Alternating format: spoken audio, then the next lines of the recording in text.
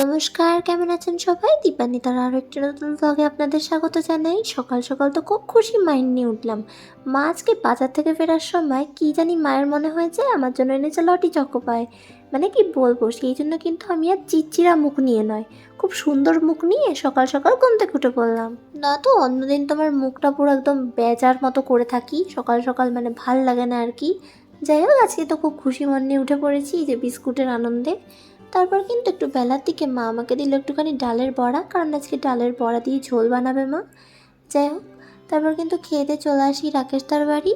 এখন বেরিয়ে যেতে হবে ডিউটিতে। সবে তো মার্চ মাস শেষ হয়ে গেল, এবার কিন্তু এখনও এপ্রিল মে জুন আমাদের গরমের মধ্যে কষ্ট করতে হবে। চলে আসলাম লোকেশন আবারও দিনের পর দিনের মতন। যাই হোক, এখানের কাজ কমপ্লিট করার পর এখন রাকেশ দাকে যেতে হবে চুচুড়া এবং আমাকে যেতে হবে অন্য লোকেশানে। সেজন্য কিন্তু আমি সেখানে চলে যাচ্ছিলাম। তবে রাকেশদার মনটা খুব খারাপ ছিল।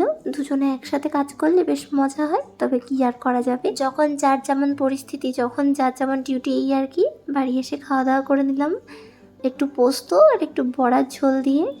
যাই হোক, তারপর এসে দেখি যে আমাদের গ্যাস কিন্তু চলে এসছে। খুব মজা হচ্ছিল গ্যাসের আনন্দে যে গ্যাসটা ফাইনালি চলে আসলো।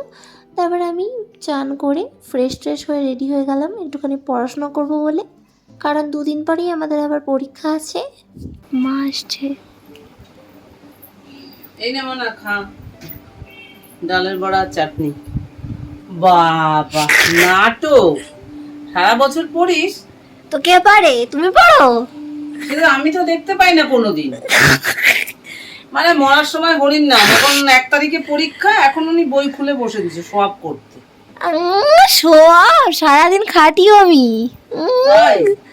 সারাদিন আমি বাইরে থাকি। তোমরা আমার পরিবারের মতো, আমি কখনো তোমাদের কাছে কখনোই কোনো মিথ্যে কথা বলতে পারবো না। হ্যাঁ, আমি কিন্তু কলকাতা ইউনিভার্সিটির আন্ডারে পড়াশোনা করি এবং আমার কিন্তু সাপ্লি আছে। যতই পরীক্ষা দিই 1-2 করে সাপ্লি থাকে আমার। সেই জন্য সাপ্লি পরীক্ষা আছে 2 দিন পর, সেই জন্য সেটার প্রিপারেশান নিচ্ছেই আর কি।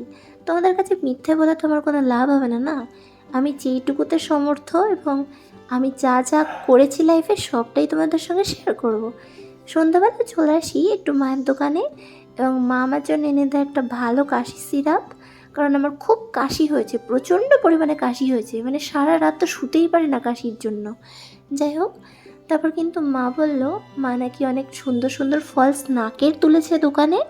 আমি বললাম ঠিক আছে, দাও একটুখানি ট্রাই করে দেখি। যদিও এইসব জিনিস আমার কোনো রকম বেশি ইন্টারেস্ট নেই, তবুও মায়ের রিকোয়েস্টে কিন্তু আমি একটু ট্রাই করার চেষ্টা করছিলাম। সব কিছু তো আমাকে মানায় ঠিকই, তবে এই নাকের জিনিসটাতে না আমাকে কখনোই মানায় না। আমি 2020 সালে লাস্ট নাকের পরেছিলাম, তারপর থেকে তো টমবয় হয়ে গেছিলাম, বলেইছি তোমাদের। তো এখনও টমবয়ই রয়েছি, তবে একটু আধটু জুয়েলারি ট্রাই করি আর কি। যাই হোক, মানালো তো না। তারপর একটা দোকানে এসে আধার কার্ডটাকে ল্যামিনেশন করে নিলাম। টাটা।